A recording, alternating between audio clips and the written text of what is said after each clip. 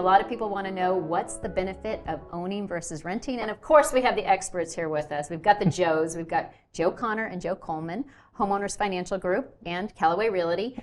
All right, so let's go with what's the benefit of owning? I mean, I know, but what's the benefit of owning versus renting? You know, the benefit of owning can't really be stated, but you know, a lot of people they always tell me the negatives of it. You know, you've got maintenance, you've got taxes, you've got insurance, you know, you've got all these expenses of owning a house. But what I always counter with is, well, if you're renting, you're paying somebody enough to cover all of those expenses and then profit off of you. And don't get the write-off. And you don't get the write-off. You don't get anything.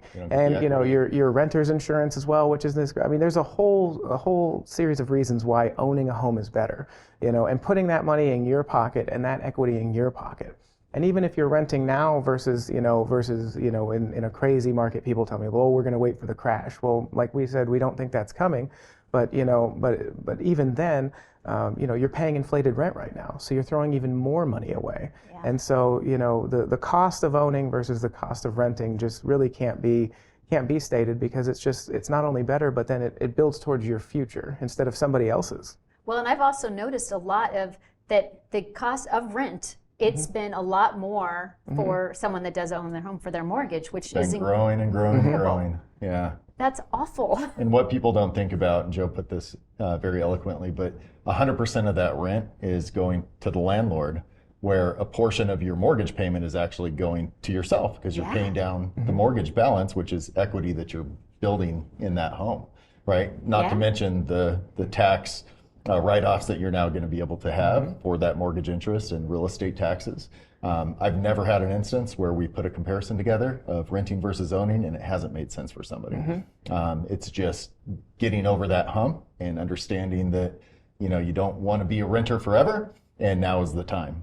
Well, and also if people look on the flip side of it is you're getting that investment. It is the best investment I think that you ever could. And in the future, they can even refi their homes, and they've got this money that if it is something that they need it for. So you're not going to get that if you're renting. So, hey, another one for us. Yeah. Exactly. Yeah, and it provides you stability like no other. You know, I mean, I have a ton of people coming to me right now saying, hey, my landlord's selling the house, or they're raising my rent, or they're doing this.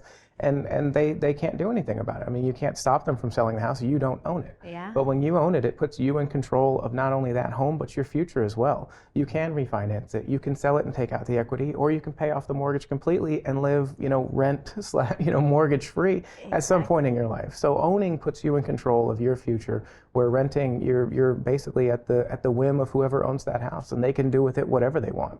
Well, and I still think some of the fear of people renting versus owning also is that they don't think they can get into a home.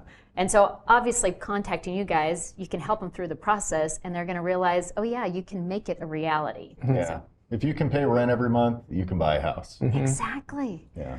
All right. Well, people need to be calling you guys because you got all the knowledge going on. Thanks, guys. Thank you.